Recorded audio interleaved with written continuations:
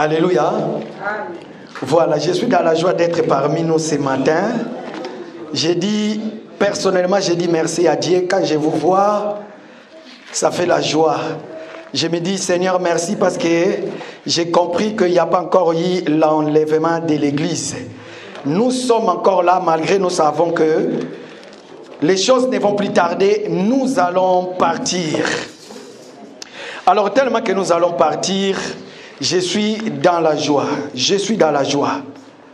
Ah, Seigneur. Voilà. Alors, nous allons parler sur la prière de Samson.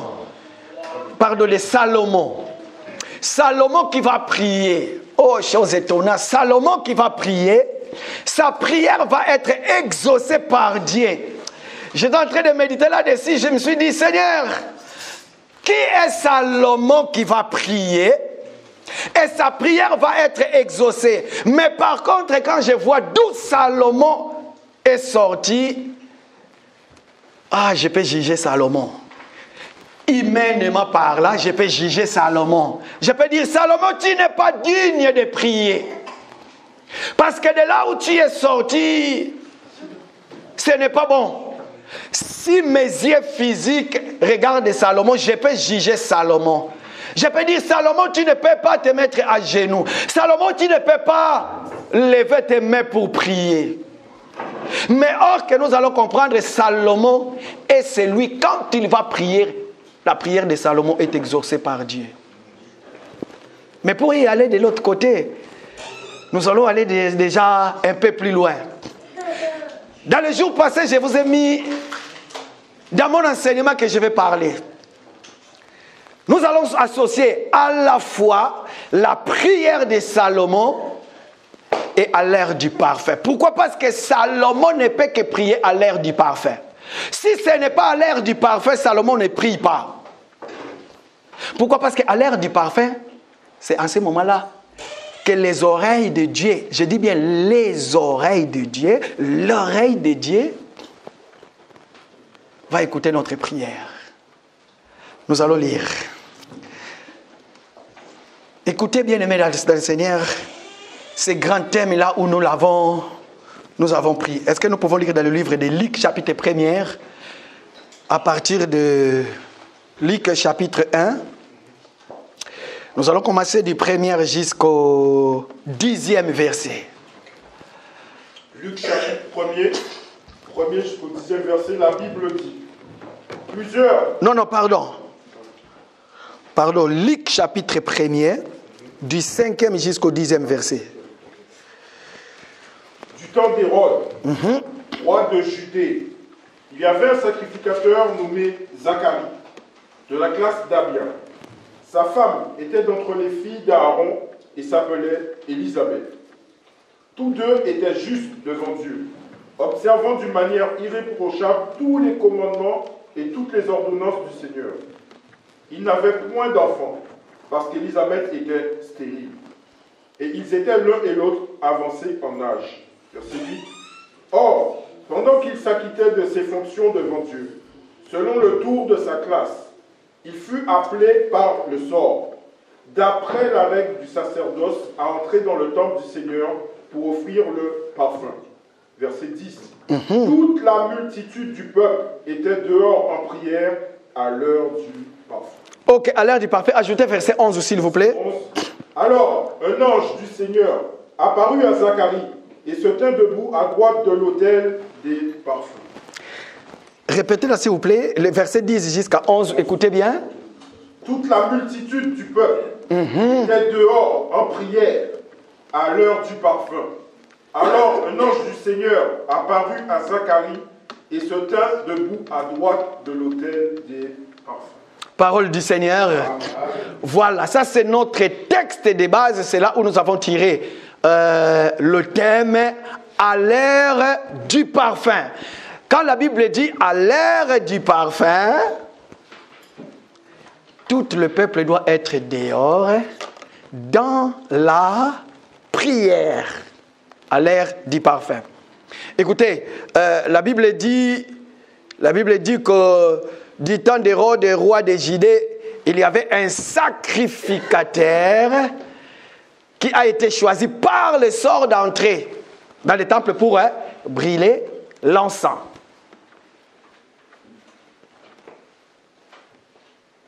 La Bible dit qu'il s'appelait Zacharie. Et il était marié. Oui, la Bible confirme qu'il était marié. Lui, Zacharie, et sa femme, la Bible dit, verset 6, tous deux étaient justes devant Dieu. Tous deux étaient justes devant Dieu. N'est-ce pas? Et la Bible dit qu'il observa d'une manière irréprochable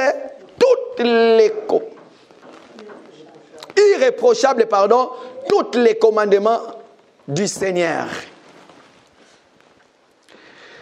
Je vais sauter verset 10. La Bible dit, toute la multitude du peuple était dehors en prière à l'heure du parfum. Écoutez bien aimés dans le Seigneur.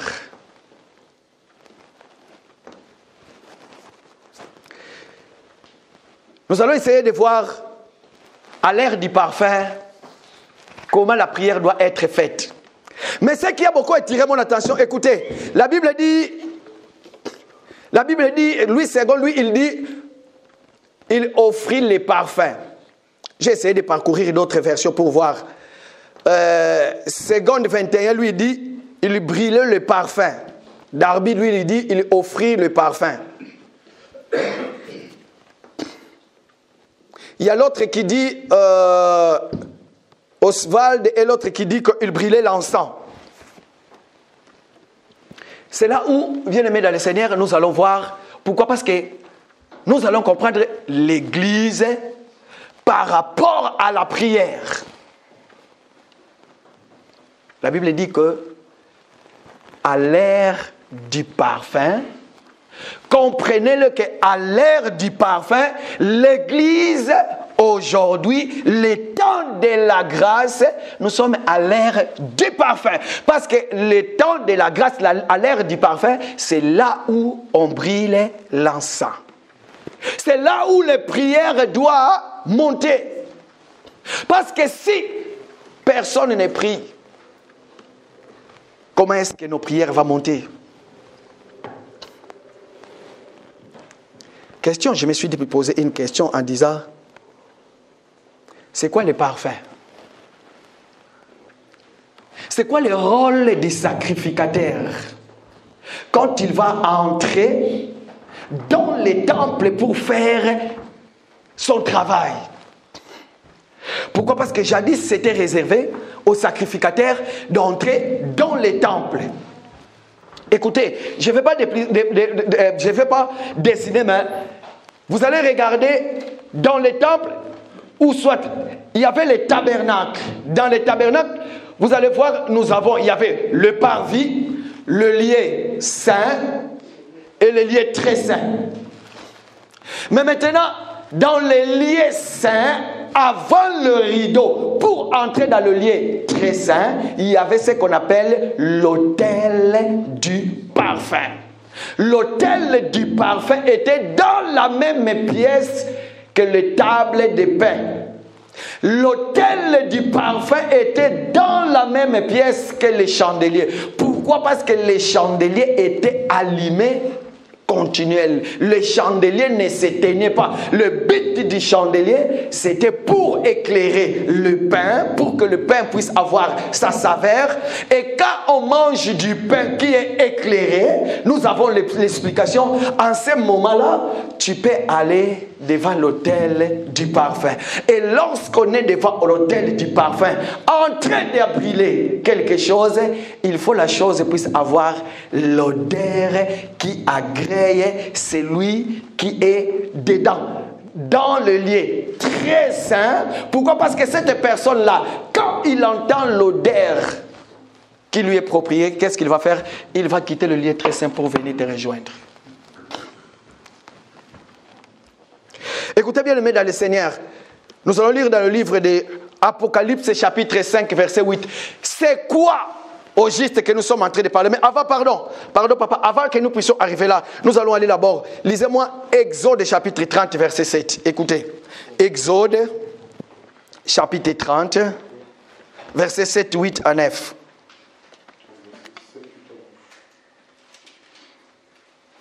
Aaron, il fera brûler du parfum odoriférant. Il en fera brûler chaque matin lorsqu'il préparera les lampes. Il en fera brûler aussi entre les deux soirs, lorsqu'il arrangera les lampes. C'est ainsi que l'on brûlera à perpétuité du parfum devant l'Éternel parmi vos descendants. Vous n'offrirez sur l'autel ni parfum étranger, ni holocauste, ni offrande, et vous n'y répandrez aucune libation. Réalisez, papa, allez-y, allez-y. Écoutez maintenant, voilà, allez-y. Exode chapitre 30, versets 7 à 9, la Bible dit: Aaron, il fera brûler du parfum odoriférant. Il en fera brûler chaque matin. Merci, papa. La Bible dit que, merci, vous pouvez s'asseoir. La Bible dit que Aaron, il fera brûler du parfum odoriférant. Écoutez bien. Aaron fera brûler du parfum odoriférant. Et il le fera quoi? Il fera brûler chaque matin lorsqu'il préparera le lampe. Pas n'importe qui, mais il faut que ce soit Aaron qui va entrer dans le temple pour faire quoi? Pour brûler le parfum. Pourquoi? Parce que l'Éternel avait besoin du parfum.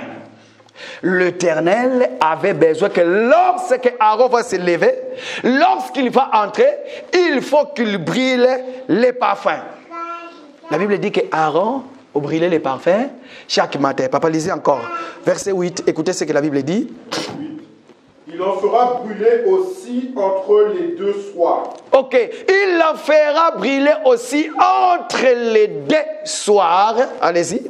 Lorsqu'il arrangera les lampes. Lorsqu'il arrangera les lampes. Écoutez, donc, si Aaron, tu n'arranges pas les lampes, tu ne peux pas brûler le parfum.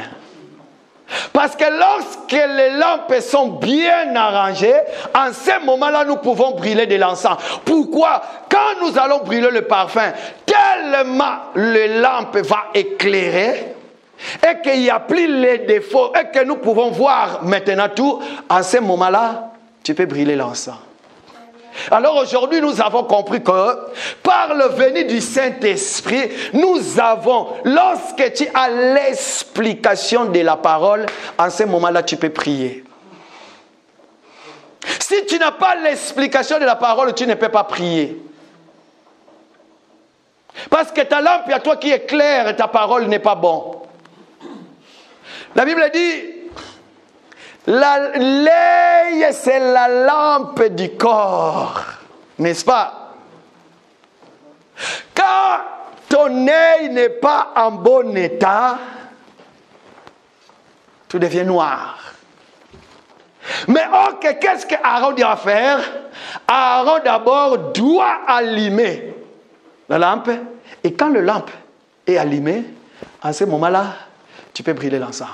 Bien-aimé dans le Seigneur, toute personne qui prie sans que la lampe soit allumée en lui, ta prière ne peut pas être exaucée. Si Salomon, dans le livre des 2 Chroniques, chapitre 6, avait prié, c'est ça que nous allons voir après. S'il avait prié, nous allons voir ça aujourd'hui, parce qu'aujourd'hui, il faut que j'introduise d'abord ce thème. Nous allons comprendre si il n'y a pas eu l'achèvement de la construction du temple, si Salomon n'avait pas respecté l'ordre du Seigneur, peu importe quel genre de lampe que vous allez allumer, le Seigneur ne va pas écouter la prière. Mais c'est par là que nous allons comprendre Aaron qui va entrer, pardon, j'étais en train de parler de Salomon. Hein. Salomon, lorsqu'ils ont achevé, bien sûr, de construire les temples, ils ont respecté toutes les normes. Et à ce moment-là, j'ai dit dans le livre des 2 Chroniques, chapitre 6, Salomon va faire la prière qui va être exaucée. Et ici, la Bible nous dit que Aaron, maintenant, quand ils vont se présenter dans les temples, la première des choses qu'il va faire, il faut que la lampe soit allumée. Et quand la lampe va être allumée, pourquoi d'abord, la première des choses, la lampe doit éclairer? Pourquoi? Parce que la Bible nous dit que l'œil, c'est la lampe du corps. Or que la lampe, c'est la parole.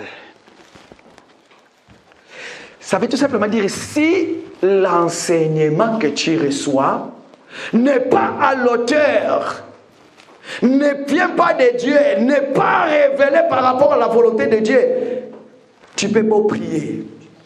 Pourquoi? Parce que c'est lui qui a l'enseignement. Lorsqu'il prie, il va répéter l'enseignement. C'est lui qui est dans le monde. Il fait les choses par rapport aux gens du monde.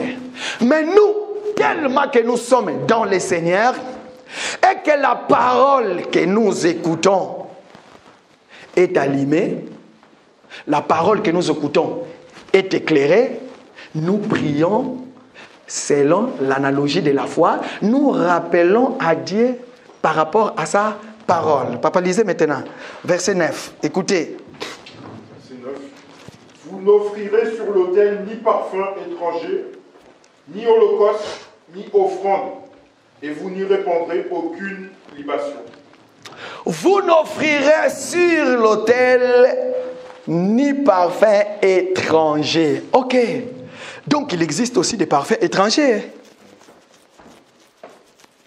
Mais Dieu a sa parfum à lui. Le parfum de Dieu, c'est lui-même qui est l'auteur, créateur de son parfum. Le parfum de Dieu ne vient pas d'un homme, mais le parfum de Dieu, c'est lui-même qui est l'auteur.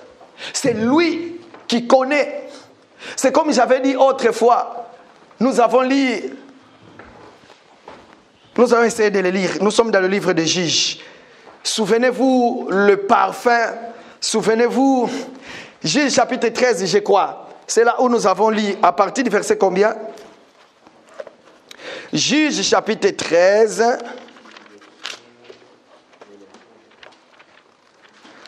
La naissance de Salomon. Pardon, la naissance de Samson. Juges chapitre 13. Allez-y, c'est là-bas.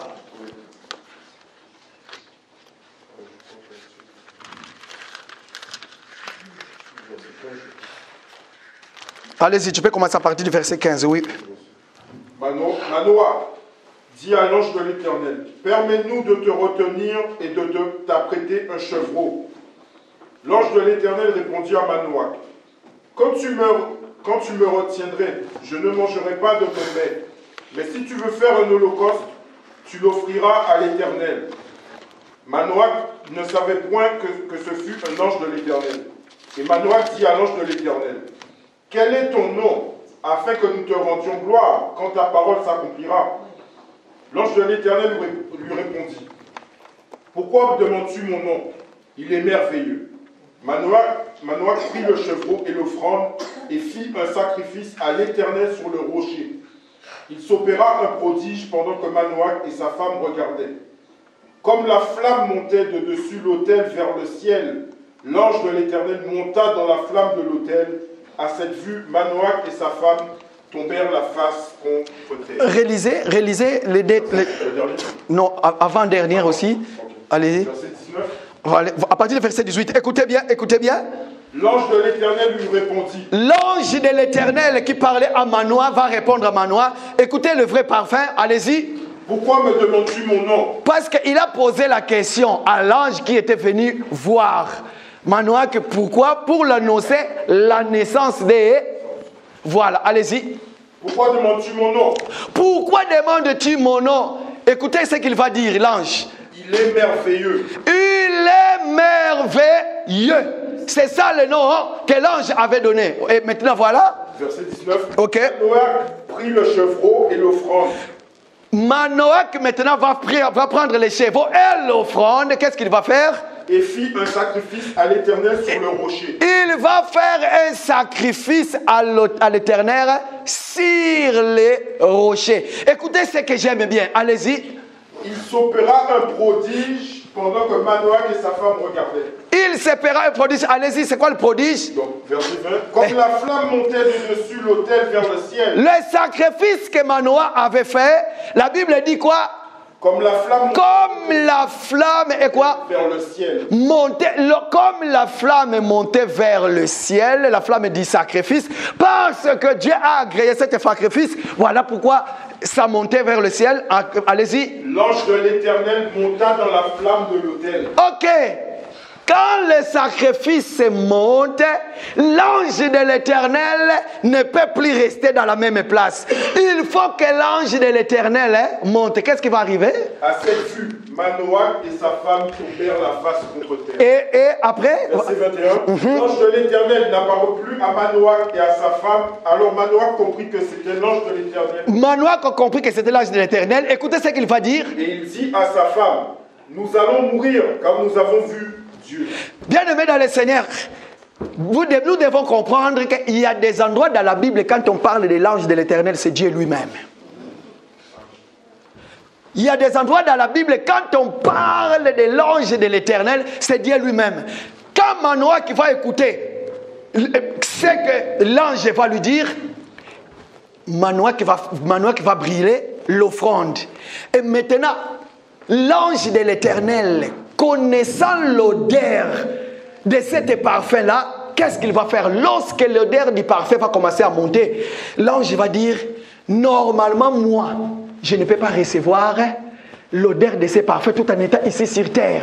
Je dois monter en haut comme ça lorsque je serai en haut et que je puisse les recevoir. Pourquoi? Parce que je ne peux pas les recevoir tout en étant ici sur terre. Voilà pourquoi quand ils sont montés, Manoach et sa femme sont tombés face contre terre. Quand ils sont tombés face contre terre, ils ont dit, certainement nous allons mourir parce que nous avons vu Dieu. Bien-aimé dans le Seigneur, laisse-moi te dire, toi qui es là, tu es mort parce que tu as vu Dieu. Comment tu as vu Dieu? Tu es mort par rapport au péché, tu es ressuscité par rapport à Dieu. C'est lui qui a vu Dieu, ne peut pas rester en vie. Il doit mourir. Voilà pourquoi quand tu meurs, ça veut tout simplement dire que je suis mort quand ton péché et je suis ressuscité avec Christ et que maintenant, ma prière que je vais faire, Dieu va l'agréer. Ça, c'est vraiment la prière. Ça, c'est la prière que nous aimons. Tout ce qui sort de ta bouche, tout ce que nous pouvons faire, regarde, qu'est-ce que dit la Bible? Maintenant nous allons, Apocalypse chapitre 5 verset 8. Écoutez très bien, nous allons maintenant comprendre c'est quoi la fumée qui monte. Apocalypse chapitre 5 verset 8. C'est quoi la fumée en réalité qui monte à l'air du parfum? Qu'est-ce que nous devons brûler comme l'encens à l'air du parfum? Allez-y bien aimés. Apocalypse chapitre 5 verset 8. Allez-y. Quand il eut pris le livre, les 4 êtres vivants et les 24 vieillards se prosternèrent devant l'agneau, tenant chacun une harpe et des coupes d'or remplies de parfums. Ok. Qui sont les prières des saints. Répétez-la, que la Bible dit quoi? Quand il eut pris le livre. Quand il prit le livre. Les 4 êtres vivants. Les 4 êtres vivants, écoutez. Et les 24 vieillards. Et les 24 vieillards.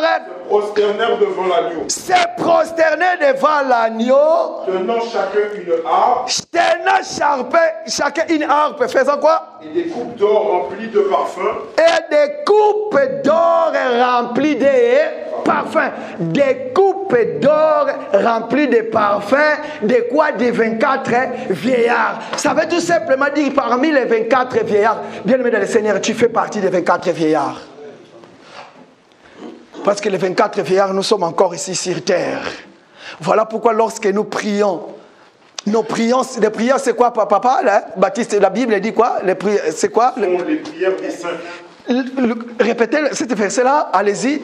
Quand il eut pris le livre, ok. Les 4 êtres vivants et les 24 vieillards se prosternèrent devant l'agneau, tenant chacun une harpe et des coupes d'or remplies de parfums, qui sont les prières. Les coupes d'or remplies de parfums, qui sont les prières de saints. Ça veut tout simplement dire, bien aimé dans le Seigneur, si tu n'es pas un saint et que tu ne participes pas dans l'assemblée des saints pour immoler l'agneau, pour prendre l'agneau, pour lui mettre devant l'autel, parce que nous devons prendre un agneau qui est sans tache, sans défaut, sans ride. C'est celui-là que nous prenons, nous allons lui amener devant l'autel. Et lorsque nous allons lui poser devant l'autel, nous allons brûler cet agneau-là. Qu'est-ce qui va arriver? L'odeur du parfum va monter. Voilà pourquoi nous disons que c'est Jésus qui a apaisé la colère de Dieu. Pourquoi? Parce qu'aujourd'hui, nous prenons Jésus, nous l'amenons comme un agneau, nous lui posons dans l'autel, et lorsque nous allons brûler, ça veut tout simplement dire que lorsque tu prends la parole et que tu lis la parole, le Seigneur t'a révélé, tu as compris maintenant, tu commences à donner l'explication et que les écailles sont tombées et que toute personne peut dire « Oh, j'ai vu Dieu. Maintenant, comme j'ai vu Dieu, je vais mourir. » À ce moment-là, ta prière sera une offrande de bonne odeur. Pourquoi? Parce que toi, tu as vu Dieu. Parce que tu ne peux pas voir Dieu avec les yeux physiques et vivre. Bien-aimé dans le Seigneur, à l'heure du parfum, si tu veux que ta prière soit exaucée, si tu veux que ta prière à toi puisse monter vers Dieu, l'unique chose que nous devons faire, nous devons offrir nos corps comme des sacrifices. Lisons-les, s'il vous plaît. Nous allons lire ces versets-là.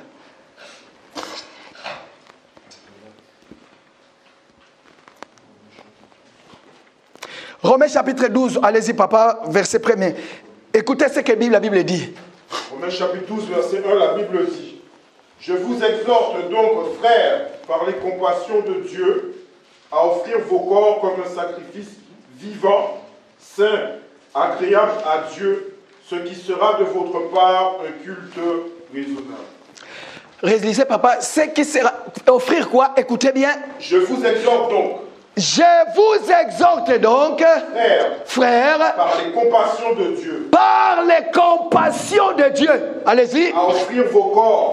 À offrir vos corps. Comme un sacrifice vivant. À offrir vos corps comme un sacrifice vivant. Et quoi? Saint, agréable, ce qui sera de votre part un culte raisonnable. Comment offrir mon corps comme un sacrifice vivant, saint et agréable? L'unique façon, il faut que tu sois brûlé. Si tu n'es pas brûlé, ça veut dire que toi tu gardes encore le teint, ta beauté physique naturelle. Ça veut dire que ta prière ne sera pas exaucée. Il faut que Dieu lui-même, qu'il te donne sa beauté. Lorsqu'il va te donner sa beauté à lui, quand je parle de donner sa beauté à lui, ça veut tout simplement dire que j'étais dans le monde, ou je suis dans le monde, mais je ne suis plus de ce monde. Je ne marche plus selon les païens. Je ne fais plus de choses par rapport à tout le monde. Les gens même sont étonnés, mais pourquoi tu es devenu comme ça, ma sœur? Jadis, nous ne t'avons pas connu comme ça. Mais il est devenu bizarre. Il est devenu d'ailleurs celui qui calme quand les gens veulent bagarrer. Il est devenu d'ailleurs celui qui donne des bons conseils. Il est devenu quelqu'un qui craint la parole de Dieu. Pourquoi? Parce que toi, tu as vu Dieu. Et comme tu as vu Dieu, tu ne peux pas vivre comme ça. Voilà pourquoi ton corps maintenant est devenu un sacrifice agréable, doux, qui plaît à Dieu. Quand tu vas prier, Dieu va écouter. C'est là où nous allons voir maintenant pourquoi la prière de Samson a été écoutée. Pourquoi? Parce que j'avance déjà en nous disant, il a prié, pas par rapport à lui, mais il a respecté les ordonnances de Dieu. Il a fait ce qui est doux, agréable auprès de Dieu. Et le Seigneur ne peut pas se trahir. Il n'est pas un fils de l'homme pour se repentir. Il n'est pas celui qui renie sa parole. L'homme peut renier sa parole, mais pas Dieu. Si le Seigneur sait ce que tu es en train de faire, c'est moi, Dieu, qui est l'auteur de cela. Et je t'avais dit de le faire. À combien plus forte raison, quand tu vas le faire, lui, il ne va pas agir. Pourquoi? Parce que maintenant, Dieu cherche quelqu'un qui va se lever pour prier. Comme nous avons vu dans le livre d'Exode, chapitre 30, il faut que, dans la maison de l'Éternel, il faut que la lampe brille tous les jours et il faut que l'holocauste soit brûlé matin, midi et soir. À perpétuité. Lisez-moi 2 Chroniques chapitre 29 verset 11. Écoutez ce que la Bible dit. 2 Chroniques 29 verset 11. 2 Chroniques 29 verset 11, la Bible dit: Maintenant, mes fils, cessez d'être négligents, car vous avez été choisis par l'Éternel pour vous tenir à son service devant lui, pour être ses serviteurs et pour lui offrir des parfums. Répétez, papa, allez-y, allez-y. 2 Chroniques chapitre 29 verset 11, la Bible dit: Maintenant, allez-y. mes fils, cessez d'être négligents. Cessez d'être négligents dans l'œuvre de Dieu. Allez-y. Car vous avez été choisis par l'Éternel. Car nous étions choisis par l'Éternel. Il n'y a pas que les ministres, mais tout le monde. Nous formons l'Église, corps du Christ. Nous avons été choisis par Dieu. Et non par nos mamans, non par nos voisins, mais par Dieu. Écoutez. Pour vous tenir à son service devant lui. Pour nous tenir devant son service.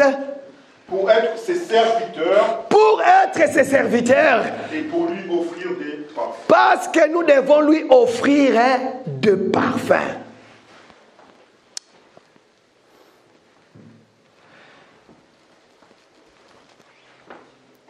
Si ta prière à toi, bien-aimé dans le Seigneur, c'est vraiment un parfum de bonne odeur. Frère Baptiste, lisez-moi. Luc, chapitre 1er, verset 10. Écoutez ce que la Bible dit.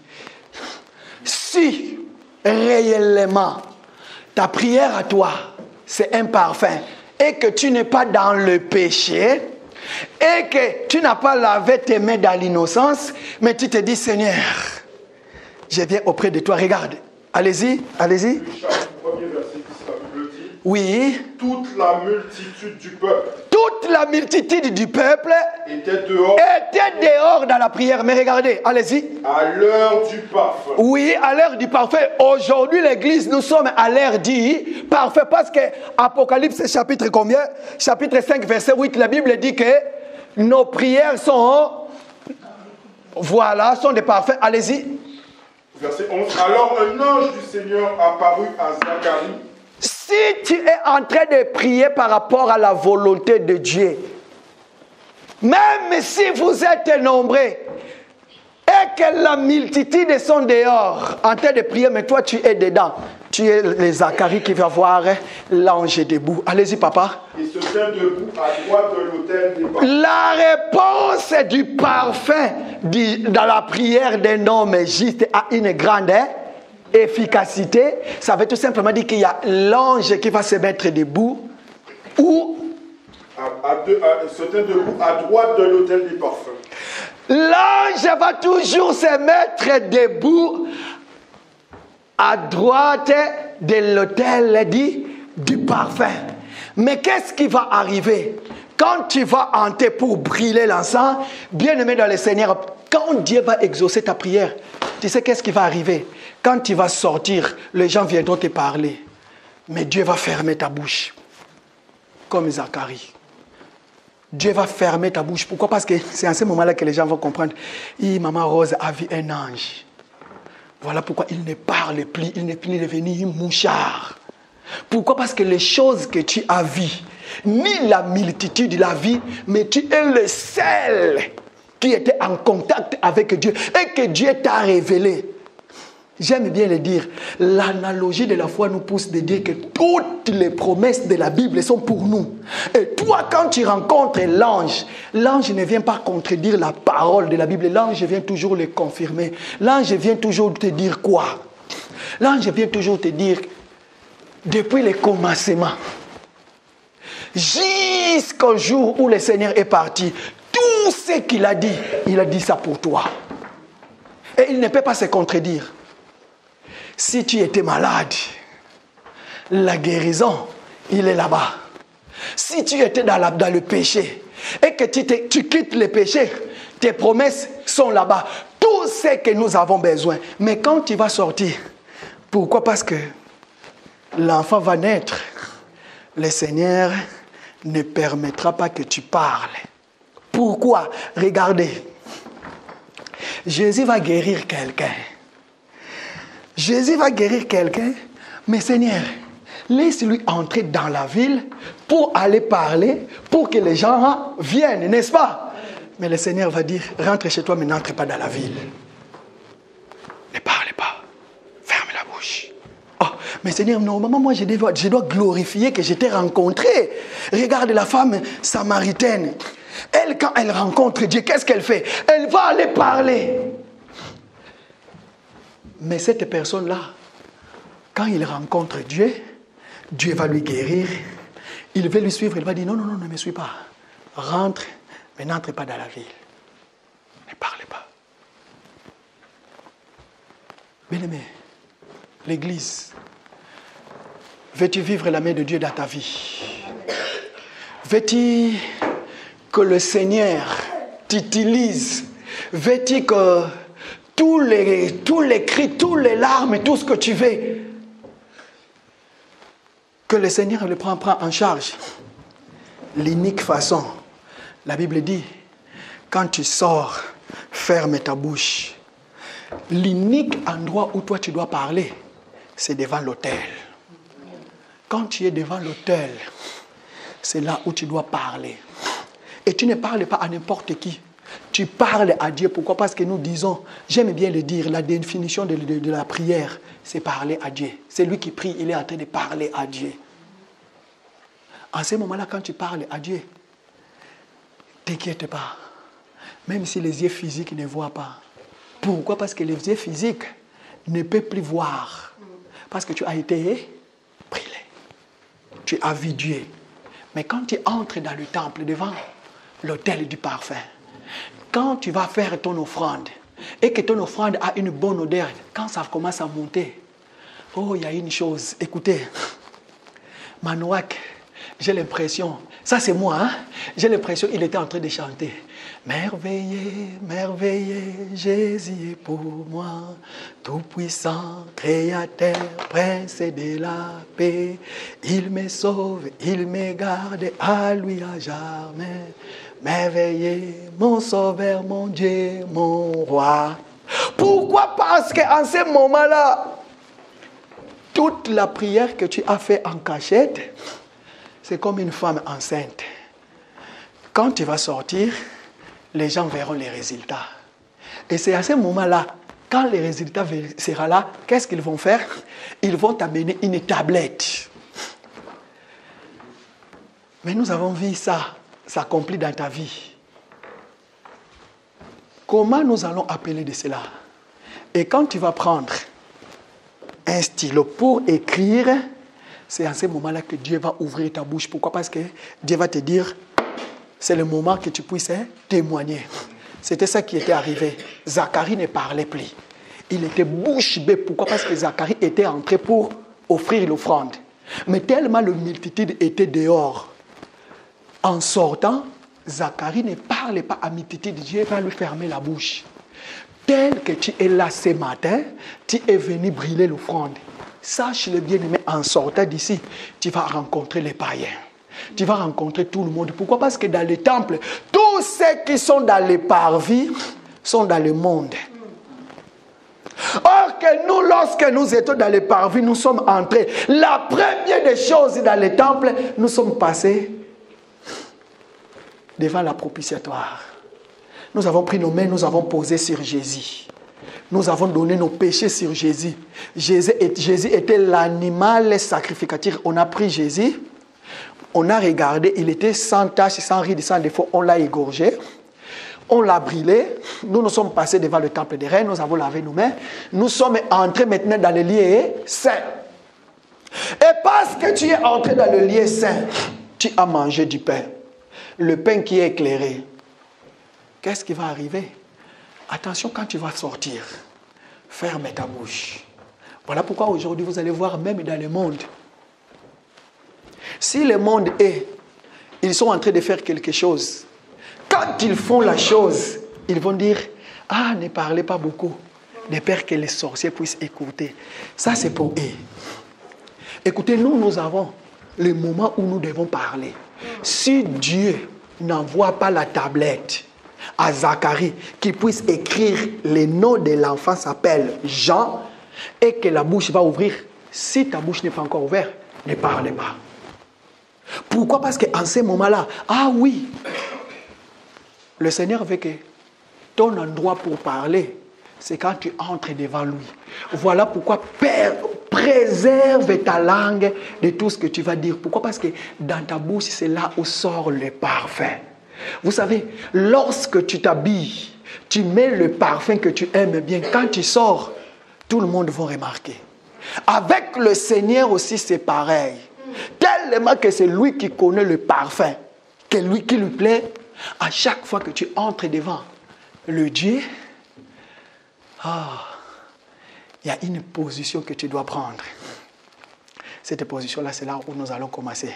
Le dimanche de la semaine prochaine. Nous allons voir 2 Chroniques chapitre 6. La Bible dit, Salomon va entrer dans l'ordre. Salomon va se présenter devant la multitude du peuple. Regardez ce que Salomon va faire. Papa, lisez-les quand même. Le but de l'autel du parfait. Écoutez, 2 Chroniques chapitre 6. Allez-y. Non, pas premier verset. En bas. 2 Chroniques. Commence à partir du verset 16, s'il vous plaît. 2 Chroniques chapitre 6, verset 16, la Bible dit: Maintenant, Éternel, Dieu d'Israël, observe la promesse que tu as faite à David, mon père, en disant... Monte encore, monte. Commence à partir du verset 12. Écoutez, c'est ça que nous allons voir le dimanche de la semaine prochaine. Écoutez, à partir du verset 12. Salomon se plaça devant l'autel de l'Éternel. Ok. Zacharie, lui, il était dedans. Mais maintenant, Salomon, lui, il va se placer devant quoi? L'autel de l'Éternel.